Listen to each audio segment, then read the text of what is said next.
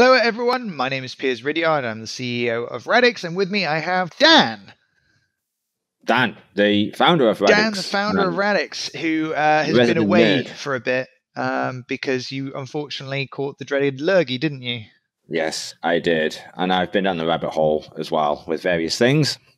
So I've come up for some air. Well, welcome. I'm very glad that we could be together for your airing. Also, just quickly, big shout out to the Radix community in Portugal who gave me a rather lovely red mug, red inside. I've just got the infamous meh mug. Yeah, first community meetup, completely organised by by Ricardo in Lisbon. There was like 40 people there. There was a presentation of Cerberus mask. It was absolutely like unreal. And like the first Ethereum meetup I ever went to was 12 people in a grungy pub in London with sticky floors. And this was just completely, it was amazing. I'm so I saw the presentation and I didn't realize that James Bednall was Cerberus mask. So I'm watching it. I was like, it's James. It's James. I don't get surprised often, but that one caught me. And I've been chatting to him on Telegram and just hadn't put the two together at all. So and it was cool presentation as well. It was a really cool presentation. He did a great job. And like Cerberus mask is looking really cool. Like I'm going to have a play with that over the weekend. Actually, I haven't had a chance yet. So we have some AMA questions to go through.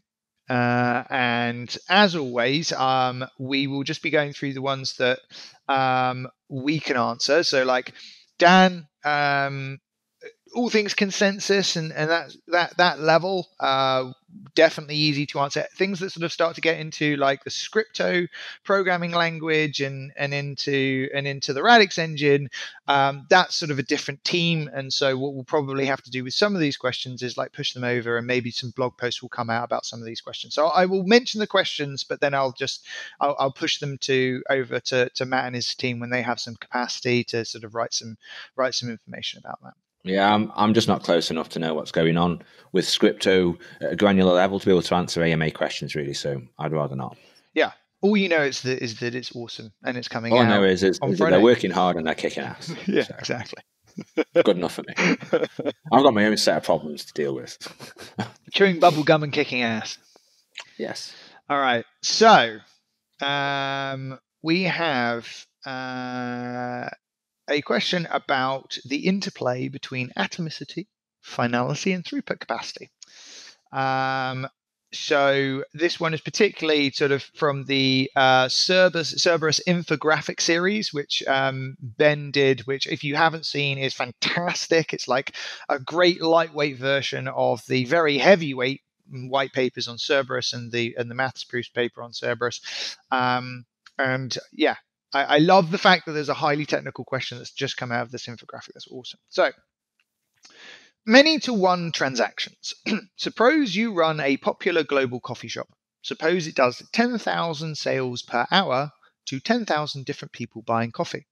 Suppose you want to run your transactions through a single coffee shop wallet on the Radix network. So, let's say the franchise owner Starbucks wants to have its own Starbucks wallet, and it's a single wallet, and that's where all the payments go to. These transactions are related because of the central wallet, the single address, and they're coming in sequentially. So it looks like Cerberus won't be able to process them in parallel. That's a question.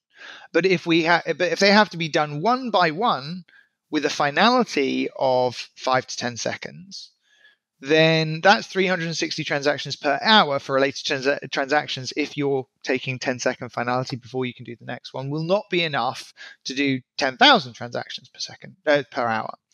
So how would you be able to get 10,000 sequentially related transactions to a single wallet address on Radix in a blockchain transaction?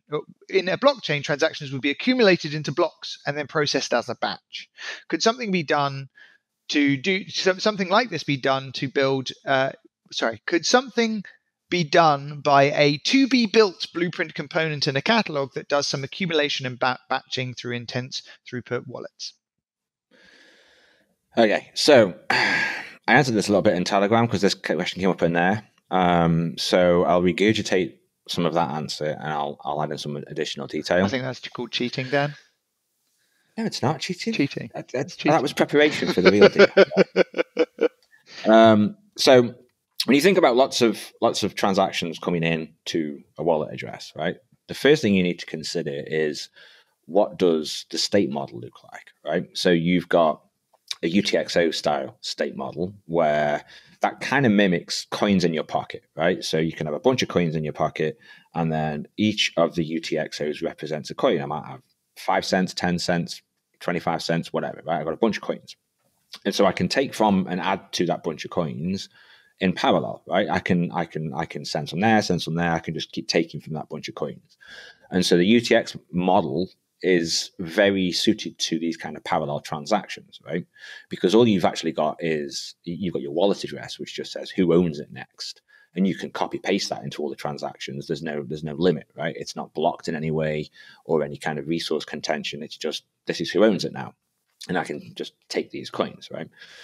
So that's your kind of UTXO model. You can do endless amounts of sends to a wallet address, because what actually happens behind the scenes is that none of these transactions overlap with each other in any way. You're just being sent new UTXOs, and the owner is that wallet address, right? So you can do that massively parallel.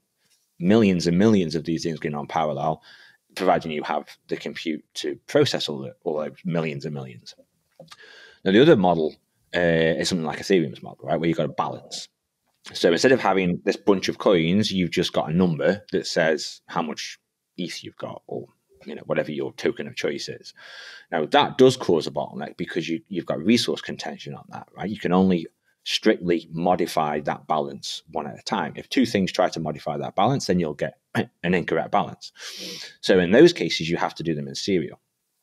Now, you can, of course, look at all the pending transactions that are currently in the network, and you can say, well, all of these transactions are essentially just updating the same balance, so I can do some intelligent batching on them. But ultimately, you still hit an upper bound of how many updates to that balance can I do per block, right? Depending on block size and all these other kind of things. And so from a UTXO point of view, which is kind of like substates and stuff, there is no issue with having millions of incoming transactions or even outgoing transactions from a particular wallet, right? Because you're just grabbing coins and adding coins to a bag of coins. Now, I think there was another question around an exchange. I think is that there's one on the list? A bit further down. Yeah, exactly. Yeah. So in the case of an exchange, then you do have like a DEX, right? So you've got a DEX, you've got an order book, you're processing things, whatever. Or even in the case of an automated market maker as well, you've got a price, right? The price has to be global across all the trades that are coming through. Now, that price is the same as having a balance for an account. You have a resource contention that only one thing at a time can update the price, right? Trade happens, price gets updated. Trade happens, price gets updated. So in the case of a DEX, then you would have some bottleneck around your many to one, because your many is the trades and your one is the price that's got to move up or down depending on what the trades do. But then you can do the trick of, okay, well, there's all these pending transactions. All these pending transactions are hitting that same resource. I can do some optimization of how I put them together with your order matching engine or whatever your mechanism is for processing trades, and then I can just hit them all in one go, because I know I can put them into an order. I can just lock that resource once, update it with all these trades, unlock it, and we're done.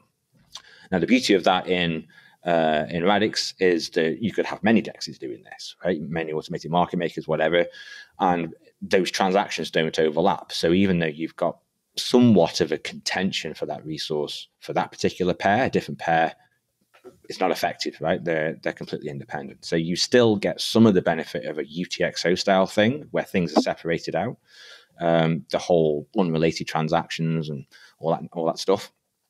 But from the point of view, you're just basically thinking about what is a common resource, right? And it's easy to think that a wallet address is a common resource when actually it isn't. Right. So if I read that back to you, you're basically every single one of those transactions is coming from a different person, and every single one of those transactions isn't relying on waiting on anything from the wallet. They are sending a UTXO that they possess to a wallet, and the wallet doesn't care, and the network doesn't care whether or not your UTXO came in before my UTXO, because we're not actually competing for any of the same resource. All we're trying to do is send a transaction to that wallet, which means that you don't have to do one transaction on the wallet, wait for finality before you do the next transaction. You can run all of those transactions in parallel. So you could run thousands of transactions in parallel, come to consensus on all of them, and all of them could be updated as ledger state entries. But because they're not competing, we're not waiting for a resource. You're not buying a particular coffee via the wallet. You're just sending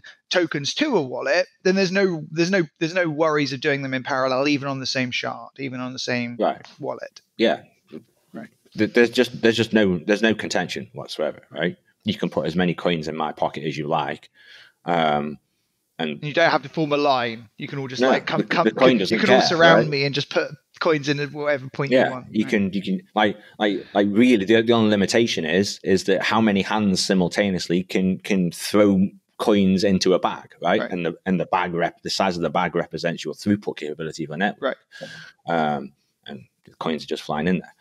Right. I mean, there is a constraint of how many parallel consensus operations the nodes that operate that shard can. Well, that's your bag, right? That's the size of your bag.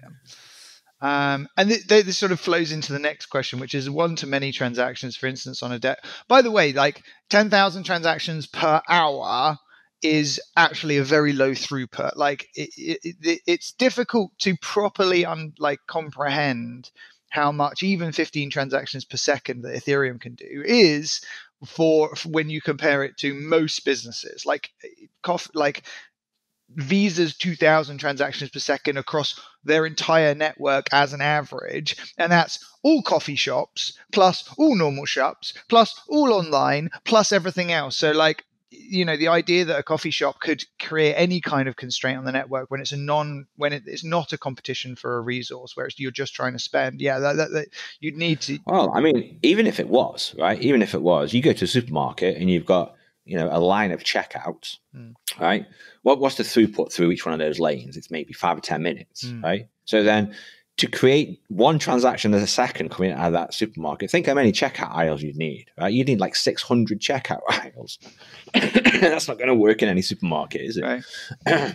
So where your coffee shop, I mean, you'd have a lot of staff. You're probably not making enough profit to pay them. Well, I think the point here is that it's a franchise, right? So there's many coffee shops, but one wallet. So I don't have one coffee shop. I've got 20,000 coffee shops, and all of those coffee shops are selling coffee at the same time. Right, but even then, you're looking at the same kind of latency for each transaction, right? One coffee shop is going to serve one customer, say, every 5 minutes. Yeah, going to make the coffee, get them to pay and stuff. Right. So just one transaction a second going into that wallet, you need 300 coffee shops. Right.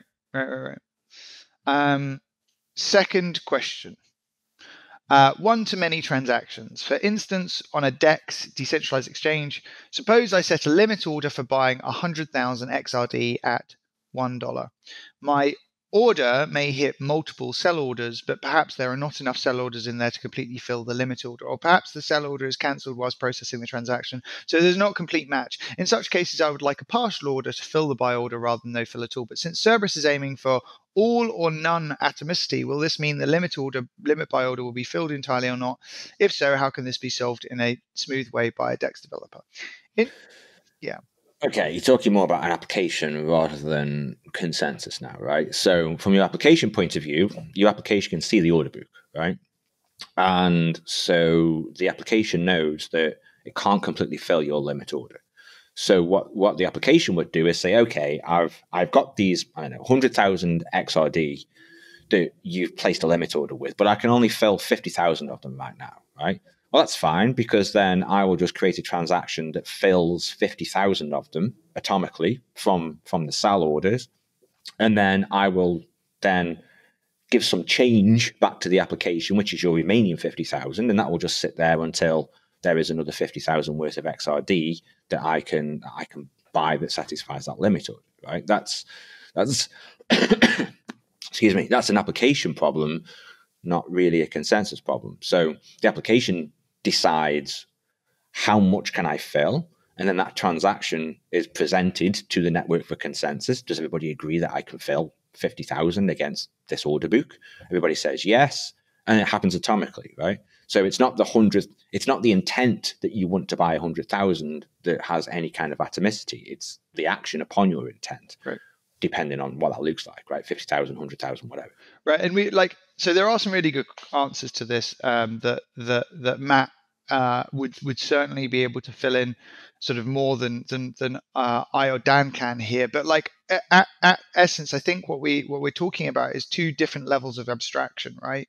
Like the network itself, consensus, how consensus can be atomic on something, and then the actions that are being performed by a user in an application, and how the application deals with like error states or handling of something like an incomplete by order, like that they're different things. Like the application would be responsible for choosing what it actually wants you to do on your behalf as a result of the permissions that you give to the application, how you interact with the application. It's not really a consensus thing, it's an application thing, as you were saying.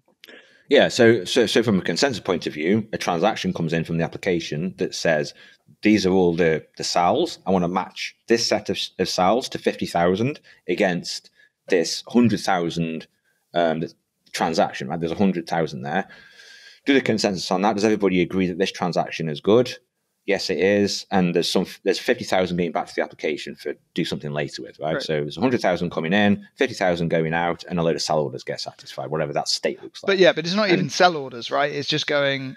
It's just state transition. It's just saying, I got 50,000. I got 50,000 XRD going to these addresses, and I've got $50,000 going to these addresses as a result of me updating the state within my application. The consensus doesn't care about them being sell orders or buy orders. It's just like it's settlement. It's a settlement transaction. Right? Yeah. Cool. Taking this on to a more generic level, can you think of some other use cases where atomicity might be a burden for practical purposes? No. I mean, atomicity isn't. How do you? That's. I think again. I think it's all to do with people talking at the wrong level of abstraction. All atomicity compared application level is like, it doesn't care about atomicity, right? It has no concept of atomicity. Right. All it's saying is to this database, really, do this, right? And the database is changing some values, and the difference with a ledger is there's some constraints around how those values can be changed, who can change them, and that kind of stuff, right? Well, ultimately, your application is just saying to the database, do this for me, and let me know if it was successful or not. And the database will come back and go, yep or no. Yeah or no, right? And here's the reason why, maybe, like an exception thrown or something. And so when you're writing an application against a traditional database, you're not thinking about atomicity. Your application doesn't care. You don't care, right? It's do this, and then you get back a good or some error. And it's the same here. It's a different kind of database, basically. Yeah. So like when we talk about atomicity in the examples, maybe we're not clear enough about the separation between consensus and application level. But like at the level of the consensus, you're basically saying, I want all of these states to be updated, and you can add a condition. I want all of them to be updated, or if not, or if one of them fails, I want the rest of them to fail. And then the consensus level will deal with just that concept. Well, the thing with atomicity is that you can't have an option with it, right? In a sharded environment, either all of them. That's what I mean. There is no choice from the application point of view, because the point of the atomicity in this environment is that from the application's point of view, the application thinks it's just talking to a monolithic database, right? There is no shards. I'm just talking to this endpoint and saying, do this, do that, right? All the atomicity and all of that, all the sharded stuff and all that complexity is just abstracted away. You don't want your application thinking about atomicity because it's pointless anyway, because it can't do anything about it. You want it to think it's talking to just a database on a machine somewhere. In reality, it's not, of course, but that's how you want it to look from your application point of view. Otherwise, you get into all kinds of nasty complexity. And if you had developers being able to choose atomicity, then welcome to safety break land. which is sort of like one of the things that we try to do a lot in how we've built the sort of the Scripto Radix engine consensus layer components in the way we have, right? Because things like Solana make you think about parallelism and like how do you deal with parallelism in your application layer, and we've tried to make sure that as much of that is not dealt with, the developer doesn't have to think about it. It's essentially abstracted away, and the Radix engine deals with it, and the consensus layer deals with it. And all you need to think about is what are the actions that you want to happen. Yeah. And either they succeed or fail. You don't get into these. You don't have to deal with like the concept of state locking and stuff like that. Yeah, it just does it. Right. And that's what you want as a developer, right? You don't want to be messing with all that stuff.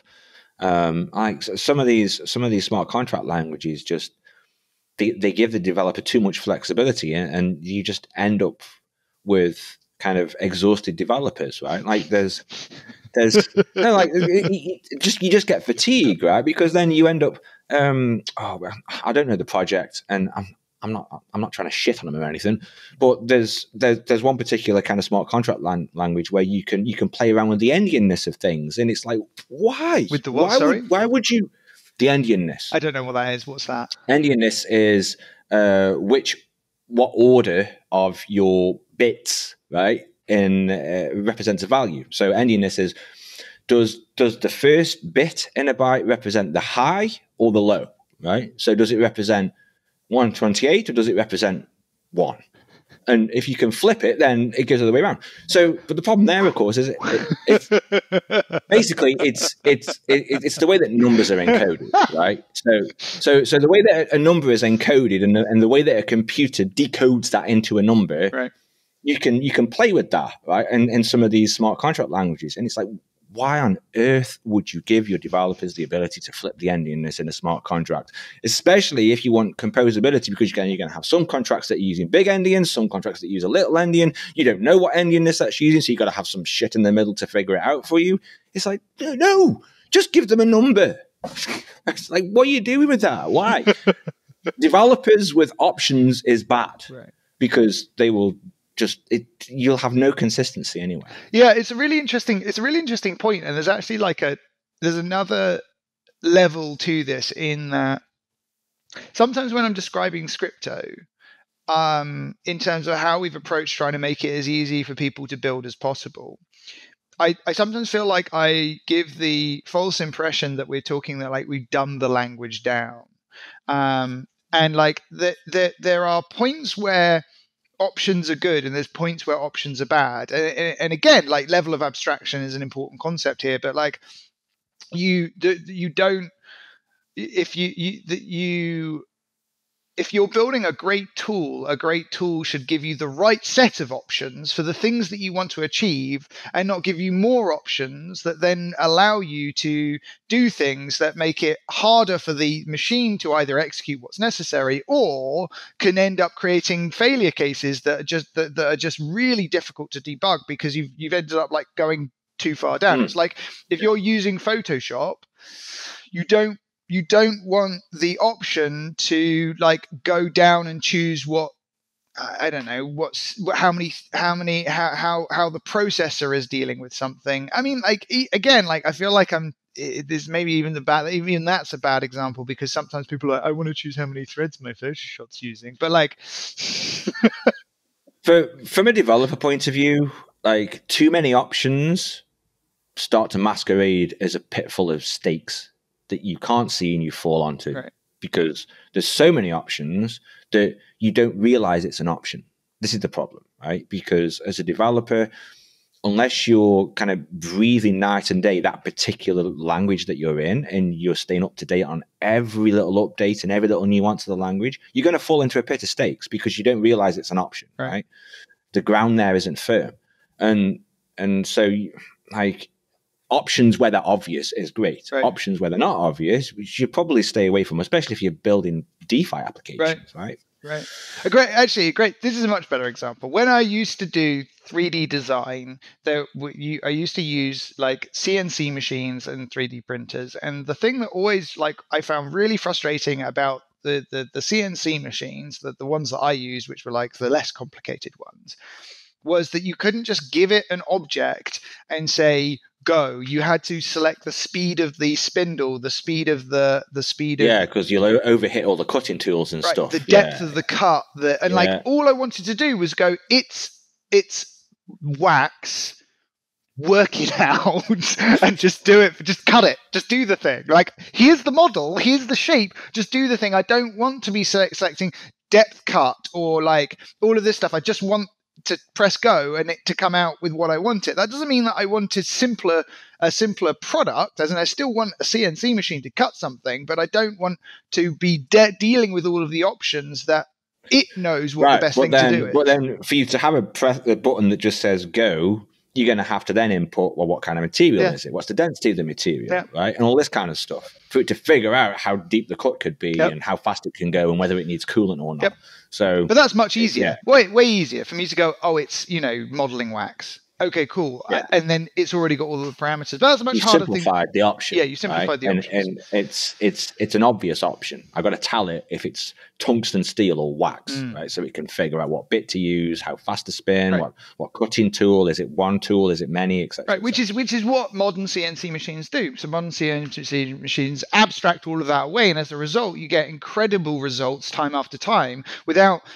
And you can't actually go into, in the really modern ones, you can't go into and edit the cut path. Like, that's what you can do with the simple ones. But the simple ones create worse results than ones that have actually taken the time to work out how a user should be using it and going, these are the options you should have. And these are the options the machine just goes away and does for you because it has been designed to do it best.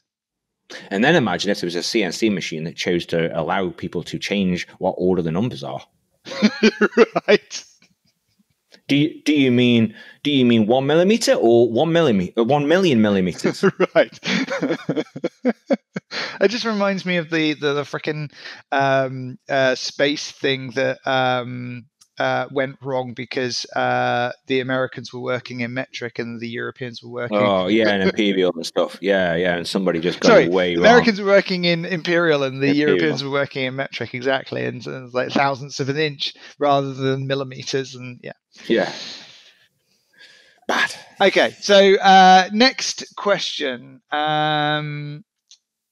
It has been stated that Scripto compiles down to finite state machines.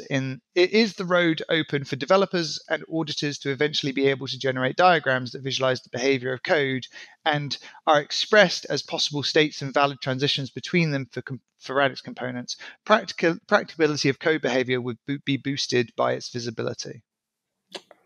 WYSIWYGs, nice.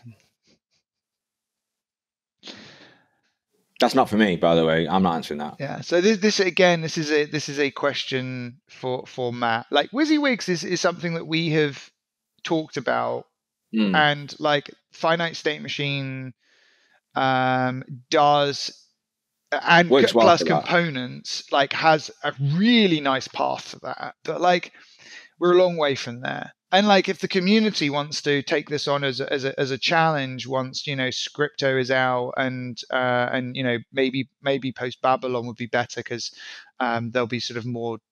You'll be more determined what the execution model will look like for Babylon at that point. But yeah, like this is certainly very much within the realms of possibility, but it's not a now thing, and it's not something that we're looking at doing right now. But again, if the community wants to do that, then I think you could end up with some really cool ways of programming smart contracts.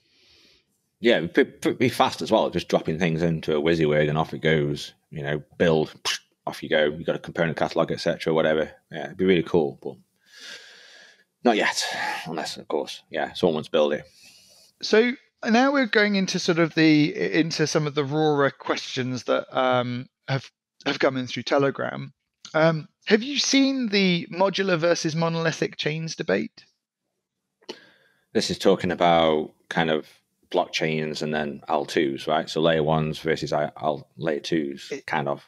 Yeah, or like more that like if you create a modular system where you can just like tack on extra features, then the modular system will end up being like better than the monolithic system where everything is highly integrated and you can't like tack on extra features to it.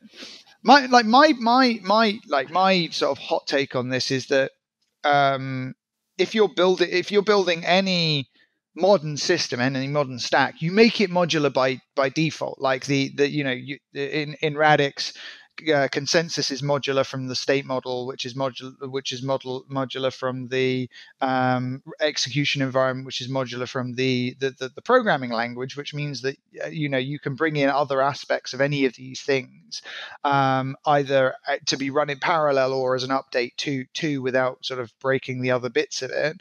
And this is just taking that concept one further. When you have a mature open platform, you have certain properties of that platform that you can then leverage to be able to create extra functionality, like so Taproot for Bitcoin and what that's enabled it to do, or segregated witness and what it's allowed it to do, and then things in Ethereum like the L2 roll-ups and adding the primitives for ZK snarks and all that kind of stuff. Like all of this is, I don't think it is a debate. I don't think I think that is just how you build modern systems.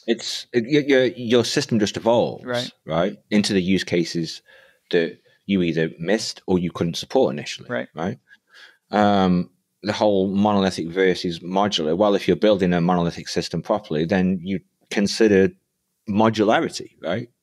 And you make what you are building as agnostic as possible, so that adding modules later on that do specific tasks for specific things is easy. I mean, that's kind of the point of the whole blueprint catalog, right? You've got a very agnostic low layer that doesn't really care what's going on up top, and then your blueprints and your components are your modules. Now, sure, as time goes on, maybe you need some updates to the Radix engine or Scripto or whatever as new unseen or unknown use cases come into play, as the space evolves and different application requirements become in demand. But if you built it with modularity in mind and upgradability in mind anyway, then it's not a big deal. I don't think there is a monolithic versus modularity debate. Right. I think I think it goes even deeper than that in Radix. Right down to our consensus model, the way that we've generalized the concept of state transitions is incredibly generalizable to a number of different things at the next level up. Is why people like Notros have been able to build solidity that can execute on Radix. Like stuff like that is enabled by the concept of generalizable abstractions at each level that then can be leveraged. But then there's the other concept is I do expect that some of this scalability technology, like ZK Starks, is my favorite thing at the moment. Yeah, I noticed you keep banging that hammer. You read it a week ago, didn't you? No. I met Eli Ben Sassoon at Token 2049, who created. You are a magpie sometimes. Oh, shiny new thing! Ooh. I mean, this is how I discovered Radix. Though, and then what happens is he comes along to me with questions of Dan, how hard PS. But the ZK snarks as an optimization, so that you can, it is a cost optimization exercise to be like, I have a whole bunch of things that I want to run consensus across, but I have a cost constraint on how much I want to pay for the state finality on top of the public ledger. Then I'll do them in a roll up. Fine. But there is only a specific class of things that you can wrap in a zero knowledge, right? It's not everything. There's a specific class of NP things that you can stick into a zero knowledge package, right? You can't do it for everything.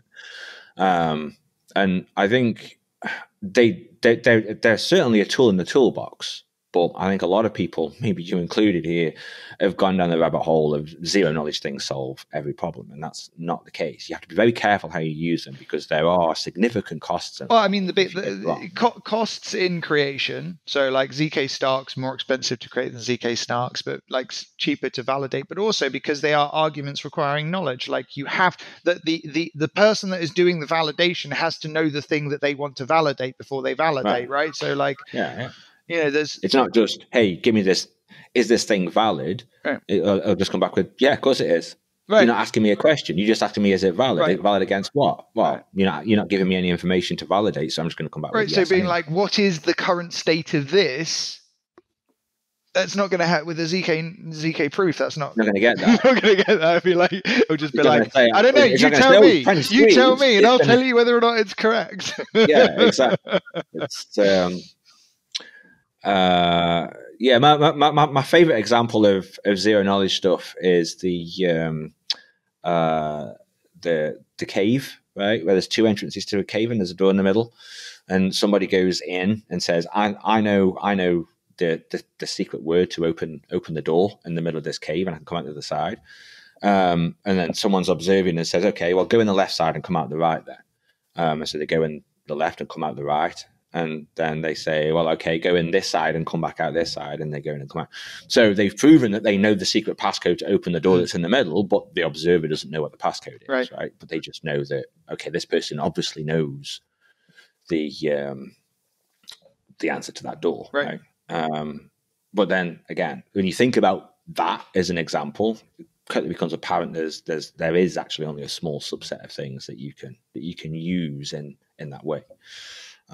And for some things, there's better solutions, right? You can use a zero knowledge for a particular task, but there may be a much more efficient way of doing it that doesn't use zero knowledge quite as strictly, maybe. Right? Sure. I think all the stuff that's been coming out of the zero knowledge research is just, there's some really interesting stuff that I'm sure like people will add modules to Radix, and like we'll be able to add modules to Radix without needing our permission to do so. Like and a lot of this stuff is will find application, but there's nothing to. Oh, for sure it will. For sure. Yeah, there's definitely application use cases there. Yeah, I think you just need to be cautious around what you use it for. It's not a panacea. No, you could create yourself more problems than you solve. So, right, cool. The last question we will do is I am curious to hear about the ways that bad actors might compromise or exploit the network or other users, and how Radix has been designed to prevent or disincentivize that, which is sort of like a classic permissionless systems question. It is. So you've got this kind of security bound, right, that is applicable to all permissioned and permissionless systems as well, right? The main difference between permissioned and permissionless isn't exactly the consensus mechanism that you use. It's more about who is present in the network and do I know their identity, right? In a permission network you do, or consortium or something, right? You have this set of actors that are responsible for a particular job, consensus or whatever it might be. And they are generally known, right? So you know who they are, you know their identity. Your Sybil mechanism is some KPI, right? PKI even, KPI. I want to do. It's like, right, I know that validator is peers. Yeah, I know that validator is peers. I know that validator is Dan. So if they do any naughty stuff, then I know I've got to go and penalize Dan, or I've got to penalize peers or whoever, right? Because you can see, because somebody is responsible for giving permission. That's why it's called permission. And in a permissionless system, you don't know who everybody is, right? Or they could be masquerading as somebody else, or they could have many identities and claim they only have one. That's where the whole Sybil thing comes from. And in a permissionless system, your consensus bounds are the same, right? So if you had a 2f+1 upper bound on safety in your permissioned system, and use the same consensus, then you have that in your permissionless system too. But what you need to do is to make sure that the F, the faulty, the actors that can cause issue, is not just one person, basically, right? Because if I can trick the network into thinking that I am F people, then the network thinks, oh, everything's good, everything's fine, and all of a sudden things start going wrong because I am actually F. I'm one. I'm not F, right? So in the case of, say, 100 validators, then F is 33. So if I can trick the network into thinking that I am 33 people and not one, then there's a problem, right? And that's basically what your Sybil mechanism is guarding, around consensus is generally quite simple, really. It's, there's some agreement, there's some decree from some actors that this is good or bad, whether that's Bitcoin, probabilistic, deterministic, whatever. There's some very clearly defined rules, and some very clearly defined who gets to say what happens next criteria that has to be met. And that's good, right? It's from a security point of view, from a safety point of view, it's the number of identities that may be masquerading as otherwise that is the real problem. And so when you start to get into networks of very large scale, if your civil mechanism, depending on what your civil mechanism is, that can either become potentially easier to guard against or potentially harder to get to guard against, depending on how your civil mechanism is dealing with these potential civil attacks, where people may be claiming to be many, but it's just them. Yeah. And so simply put, the consensus bound, so the security bound is at what level of actors, identified actors, however or like identified votes, depending on how your consensus is defined, in the system, can make some party believe a non-truth about the network. So double spend is the classic one. Like I spend to Dan and to buy his larder, and then I take his larder, and then I go and reverse the transaction on the network by convincing the network that the first transaction was actually not the genuine transaction, and the next transaction was the genuine transaction. That is basically all of the exploits that exist on public ledgers. Really is some form of this. And actually the double spend problem is caused in itself by how consensus works, and if you're able to reverse consensus or convince the network of two truths at the same time, all of these are just like different categories of consensus problem. And that's, yeah, I mean, like from the double spend problem also, it has different consequences depending on what your consensus looks like, right? So in Nakamoto probabilistic, then I do one spend and that goes on the chain, and then secretly I'm building another chain, and then I then later present that to the network because it's stronger than what the network currently sees. And the rule in probabilistic is, well, in proof of work, for example, right, is the chain with the most proof of work. Right. So if I've made one that's stronger, then I essentially delete that first transaction and everybody organizes to the new one, right? So you've got a double spend. Now, if you've got a deterministic consensus mechanism, you don't actually have a double spend. You just have a conflict that can't be resolved. Right. And so your double spend in, say, hot stuff or PBFT, you wouldn't actually get a double spend, but you would have evidence that there are two things that can conflict, and there's no resolution of those two things. So now the network just goes, it's not valid. So then you get a safety break, and then you also have a liveness break as well, because you can't resolve it. So nothing new can happen, right? Because one half of the network thinks one thing is true, the other half thinks another thing is true. And the reason that happens is because F, which might be one person, has managed to overcome the civil resistance, whatever that may be, and convince one portion of the honest people in the network that X is the correct thing, and the other half of the honest people in the network that X prime is the right thing. And then you end up screwed. And you have broken safety. So everything before that happened is still safe. You can rely on it. But that forks, basically. It forks the validator set. And then you can't, then you lose liveness as well, and nothing new can happen, and you can't resolve, and you're basically stuck. So the answer to this question is basically like, how does Radix design or prevent disincentivize that? The answer is on Radix at the moment is proof of stake, as in there is now, last time I checked, $1 billion of value staked on the Radix network, and to be able to get up to the threshold, you would need at least 1/3 of that to be able to cause any problems with consensus on the network. So you would need $333 million worth of tokens to be able to cause any problems, and that's your bound. Like beyond that, that is when all consensus starts to have issue, when you have 1/3 malicious actors, and so you can't say, well, what happens if someone has 333 million? It's like, well, then you have a problem. But that's just the standard bounds